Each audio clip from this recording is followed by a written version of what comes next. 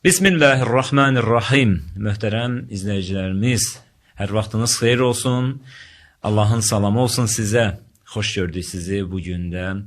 Mübarək Ramazan ayının son günlərini yaşayırıq. İnşallah ki, Allah ibadətləri, itaətləri qəbul edəsin sizdən, bizdən inşallah.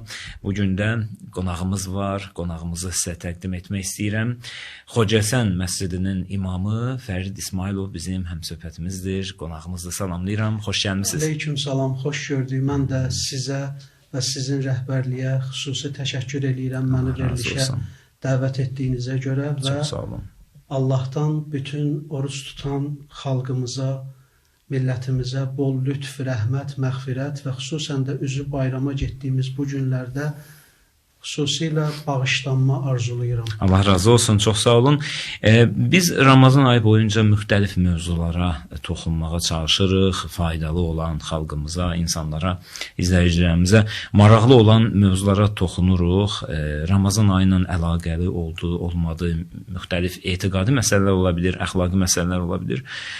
O cümlədən də Quran-ı Kərim bildiyimiz kimi Quranın baharı aydır bu mübarək ay və üstünlüyü daha çox veririk Quran haqqında danışılsın. Elə bu gündə inşallah Ramazan və Quran mövzusudur. İnşallah ki, bu barədə eşidək sizi. Buyurun. Dəyərli Oqtay müəllim, bildiyimiz kimi, sizin də qeyd elədiyiniz kimi, bu ay xüsusilə Quranın baharıdır. Bəli. Bu ay Quran ayıdır. Belə bir hədis var. O hədisdə buyurulur ki, biz mübarək 3 ayları ki yaşadıq, artıq Ramazanın son günlərindəyik, ərəfəsindəyik, bayram ərəfəsində. Belə bir hədis var ki, Rəcəb ayı öz nurun və bərəkətin Şaban ayından götürür. Şaban ayı öz nurun və bərəkətin Ramazan ayından götürür. Ramazan ayı da öz bərəkətin, nurun Qədir gecəsindən götürür. Ona görə ki, məhz o gecə Allah buyurur, İnna ənzəlnəhu fi leylətil qədr. Biz Quranı məhz Qədir gecəsində nazil etdik. Həqiqətən Quran-ı Kərim bir müsəlmanın və ya bir möminin, ümumiyyətlə Quran təkcə bir möminin və ya müsəlmanın yox, Quran ümumbəşəri bir bəyan, bir kitab, həqiqət və qanunlar toplusu olduğu üçün hələ də müsəlmanın həyatının ən önəmli məsələsi Quran-ı Kərim olmalıdır. Quran bizim həyatımızın hər bir yerində bizim başımızın üzərində bir tac kimi dayanmalıdır.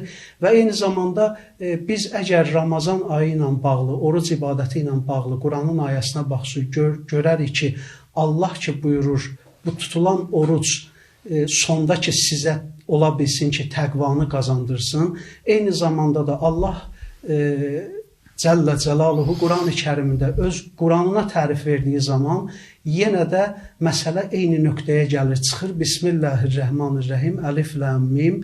Zəlikəl kitabu la raybə fi hudən lil muttəqin.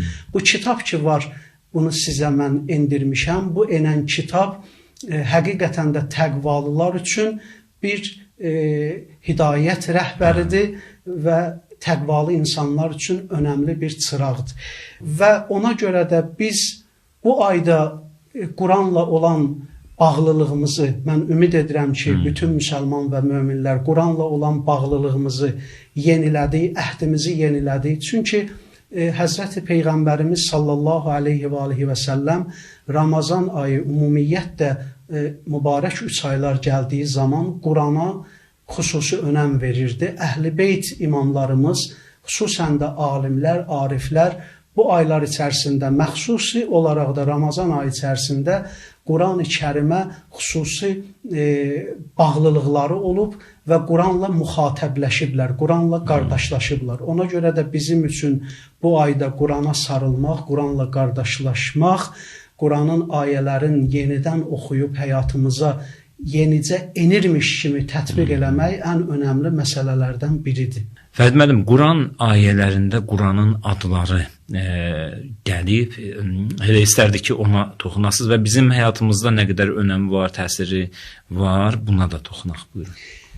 Dəyərli Oqtay müəllim, Quran-ı Kərimin ayələrə baxdığımız zaman müxtəlif adları var və bu adlar bizim üçün çox önəmlidir. Bu mənada ki, məsələn, Fussilət surəsinin 44-cü ayəsində Rəbbimiz belə buyurur. Bismillahirrahmanirrahim. Qul huvə lillezine amanu hudən və şifə. Bu Quran ki var, bu iman gətirənlər üçün ən böyük bələdçidir və eyni zamanda ən böyük şəfadır.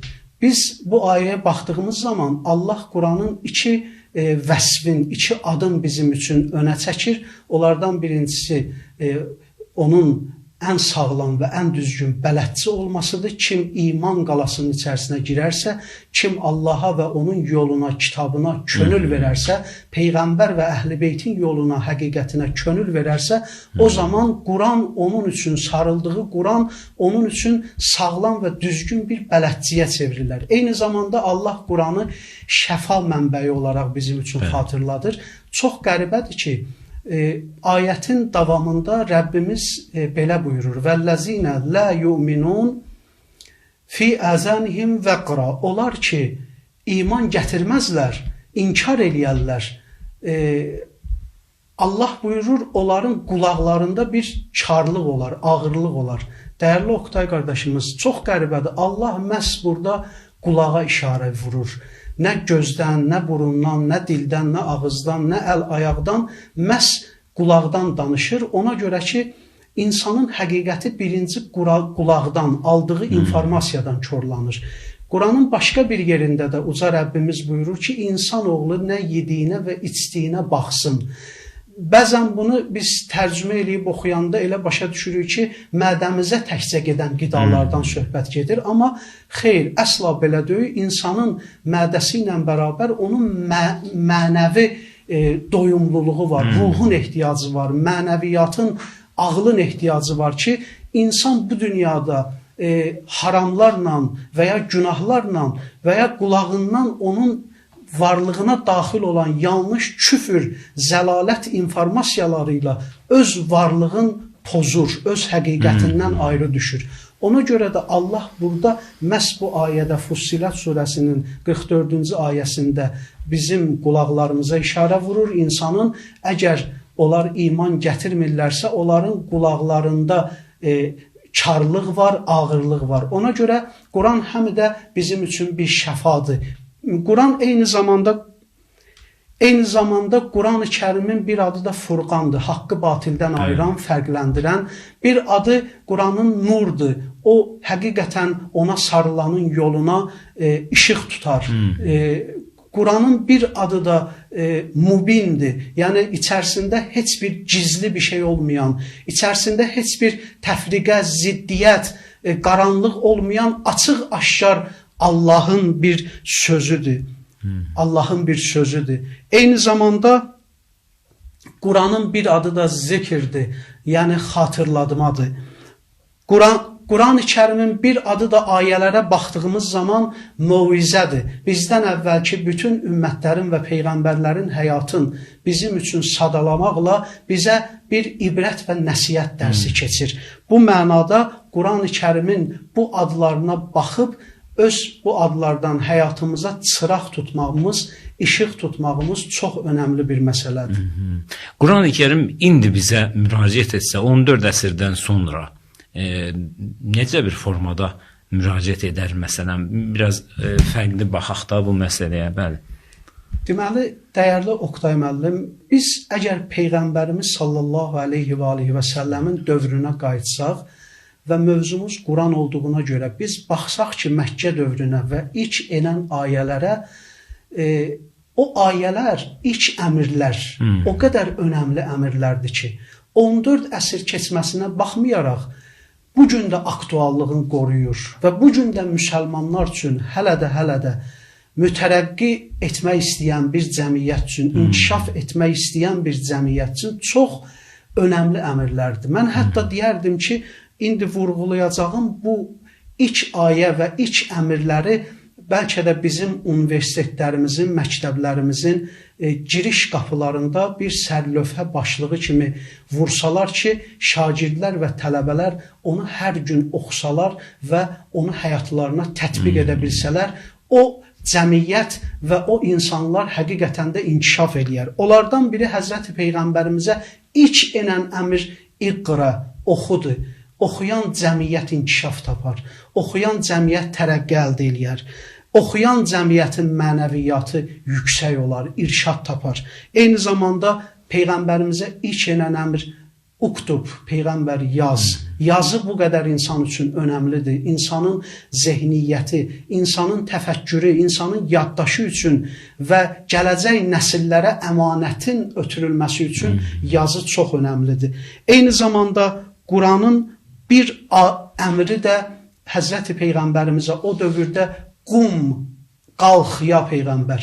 Bu həm də 14 əsr keçməsinə baxmayaraq bizə bir xitabdır. Yəni bugün oturan zaman deyil. Bugünün müsəlmanı oturmamalıdır. Bugünün müsəlmanı bekar olmamalıdır və eyni zamanda bugünün müsəlmanı çox çalışmalıdır. Çünki Quran deyir, insana çalışdığı qədəri qalacaq, səyi qədəri qalacaq. Ona görə insan qalxmalıdır və hərəkətə keçməlidir. Eyni zamanda Quranın ilk əmri Peyğəmbərə rəddil. Necə ki biz tərtillə Quran oxuyuruq, bizim Quran oxuyanlarımız. Yəni Peyğəmbər sənə indirdiyin bu ayələri düşünərək oxu, təfəkkür edərək oxu. Bugünün də müsəlmanı Qurana sadə bir kitab kimi yanaşmamalıdır. Quranı bağlayıb bir parçanın içərisində və ya təkcə qəbirstanlıqlarda açmamalıdır. Bugünün insanı və müsəlmanı Quranı onun stolüstü kitabı olmalıdır. Hər gün düşünərək, daşınaraq, onu təfəkkür edərək oxumalıdır. Eyni zamanda Quran buyurur, Peyğəmbərə ilk əmrlərdən biri uzkur, Peyğəmbər xatırla. Yəni ey insanlar, xatırlayın sizə verdiyim nemətləri. Sizə bir belə sağlamlıq, ailə, övlad, uşaq, sizin maddi və mənəvi təminatınızı ödəmişəm. Bütün bu nemətlərimi, görünən və görünməyən nemətlərimi düşünün, xatırlayın. Quranın bir ayəsi də təbəttəl, Peyğəmbər yönəl. Nəyə yönəl? Doğruluğa yönəl, həqiqətə yönəl. O yola yönəl ki, o yol haqq yoldur. Böyüklərdən birinin belə bir sözü var. İstiqamət üzrə olmaq kəramətdən də böyük bir şeydir. Bəzən bu günümüzdə, bu çağımızda, bu zamanımızda möminin həqiqi istiqamətə, doğru yola və doğru yönəlişə, haqq yoluna yönəlişə böyük ehtiyacı var. Quranın bir əmri də ənzir, Peyğəmbər xəbərdar et. İnsanlara xatırlat. Allah bizə bugün xitab eləyir hər birimizə. Xatırlayın insanlar, dünyaya niyə gəlmişsiniz? Niyə yaşayırsınız və buradan hara keçid edib gedəcəksiniz və gedəcəyiniz yerdə tədarükünüz nə qədərdir? Və bu əmrlərin içərisində bir əmr də Həzrəti Peyğəmbərimizə kəbbir, Peyğəmbər ucalt. Həqiqət adına, dəyər adına, Allah adına, din adına, Quran adına nə varsa Peyğəmbər onu ucalt, onu əziz tut. Bu günləri də bizdən istənilən ən önəmli məsələlərdən biridir. Dəyərlərimizə sahib olmaq. Maddi, mənəvi, milli, dini bütün dəyərlərimizə sahib olmaq və o dəyərləri qoruyub özümüzdən sonra balalarımıza, gələcək nəsillərimizə, gəncliyimizə sağlam şəkildə ötürmək. Peyğəmbər tahhir, təmizdə Peyğəmbər. Çünki insanlar təmizlənmədən öz mənəviyyatların, ruhların, qəlblərin, varlıqların, qazancların, süfrələrin pak etmədikcə, təmizləmədikcə o yerdə, o qəlbdə, o evdə, o ailədə inkişaf ola bilməz, bərəkət ola bilməz və eyni zamanda Quranın ilk əmrlərindən biri də Peyğəmbər səbr elə. Dünya içərisində bütün çətinliklərə baxmayaraq, bütün sıxıntılara, imtahanlara ki, o Peyğəmbərimiz və onun əhl-i beyti nə cür ağır imtahanlar yaşadı dünya içərisində, amma səbirlərin əllərindən vermədilər. Bəli. Səbir və təvəkkül müminin ən önəmli və ən böyük silahıdır. Fərdi müəllim, həqiqi Quran əhli olduğumuzu necə anlaya bilərik, necə başa düşə bilərik verişimizin sonudur. Bir qısa olaraq bu məsələyə toxunasınız. Çox önəmli və çox həssas məsələlərdən biridir. Həzrəti Peyğəmbərimizin bir hədisi var və o hədisində buyurur ki, işləriniz zülmət gecə kimi qaranlığa düşdüyü, düyünləndiyi zaman müşküllərə düşdüyünüz zaman Allahın kitabına möhkəm sarılın. Çünki o şəfaət edən şəfaətçidir, ən böyük şəfaət edən şəfaətçidir, ən böyük şikayət eləyən şikayətçidir. Elə olmayın ki, elə yaşamayın ki, Qurana elə əməl etməyin ki, Quran qiyamətdə sizdən şikayət eləsin. Onu elə yaşayın ki, onu gözəl həyatınıza elə tətbiq edin ki, Quran sizə Allahın huzurunda dayanacağınız gün, Rəsulunun və Əhl-i Beytinin huzurunda dayanacağınız gün Quran sizə şəfaətçi olsun. Eyni zamanda Həzrəti İmam Əli əleyhissalam öz övladlarına nəsihət eləyən zaman buyurur ki, məbada başqaları Qurana əməl etməkdə sizdən önə keçsinlər. Və verdiyiniz sualın ən önəmli cavabın Həzrəti Peyğəmbərimiz sallallahu aleyhi və aleyhi və səlləm bir hədisində buyurur. Həqiqətən də çox önəmli sualdır. Biz haradan və necə bilək ki, biz Quranı doğru oxuyuruq, doğru başa düşürük, doğru təfəkkür eləyirik, yoxsa yox?